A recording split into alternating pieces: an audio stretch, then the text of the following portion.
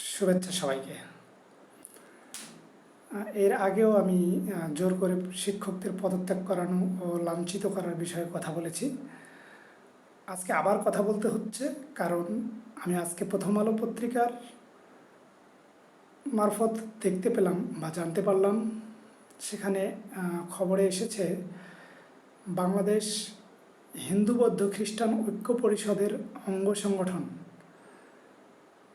বাংলাদেশ ছাত্র ঐক্য পরিষদ আজকে একটা সংবাদ সম্মেলন করেছে জাতীয় প্রেস ক্লাবে। এই সংবাদ সম্মেলনের মূল বিষয়বস্তু ছিল সংখ্যালঘু সম্প্রদায়ের শিক্ষকদের জোর করে পদত্যাগ করানো ও লাঞ্ছিত করা বিষয়। আমি আগের মতোই আবার বলতে চাই, এখানে বিশেষ কোনো শিক্ষক, বিশেষ কোনো ধর্মের শিক্ষক, বিশেষ কোনো জাতির এরকম কাউকে লাঞ্ছিত করা বা পদত্যাগ করানো হয়নি বা হচ্ছে না। যেটা হয়েছে সেটা মূলত রাজনৈতিক। দেখা গেছে যে ব্যক্তি সদ্যবিদায়ী ফ্যাসিস্ট আওয়ামী সরকারের দলদাসে পরিণত হয়ে গিয়েছিল, শিক্ষকতা ছেড়েই বলা যায়, রাজনৈতিক নেতারা শিক্ষকতা পেশায় থাকলেও তারা স্কুল কলেজে যান না তেমন একটা।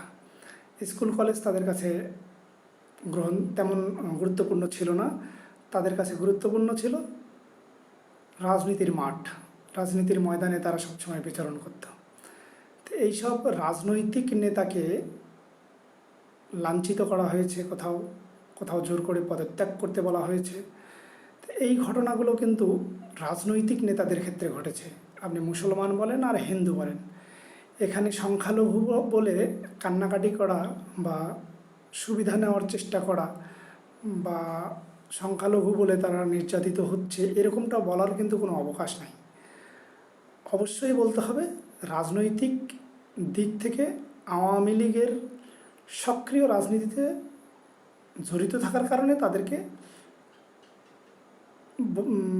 পদত্যাগ করানো হচ্ছে বা লাঞ্ছিত করানো হয়েছে। এই ক্ষেত্রে আপনি কোনোভাবেই বলতে পারেন না যে সংখ্যালঘু বলে আজকে ওই শিক্ষককে লাঞ্ছিত করা হলো, সংখ্যালঘু বলে ওই শিক্ষককে আজকে পদত্যাগ করানো হলো। এগুলো কিন্তু আসলে বলা উচিত না। এগুলো বলার মানে হচ্ছে ধর্মীয় বিভেদের সৃষ্টি করা এবং বিশৃঙ্খলা সৃষ্টি করা। আমি চাইব ছাত্র ঐক্য পরিষদ বিষয়টা গুরুত্ব দিয়ে দেখবে যে আসলে এখানে ধর্মীয় কোনো পরিচয় বা ধর্মীয় কোনো ব্যাপারে এই ঘটনাগুলো ঘটেনি।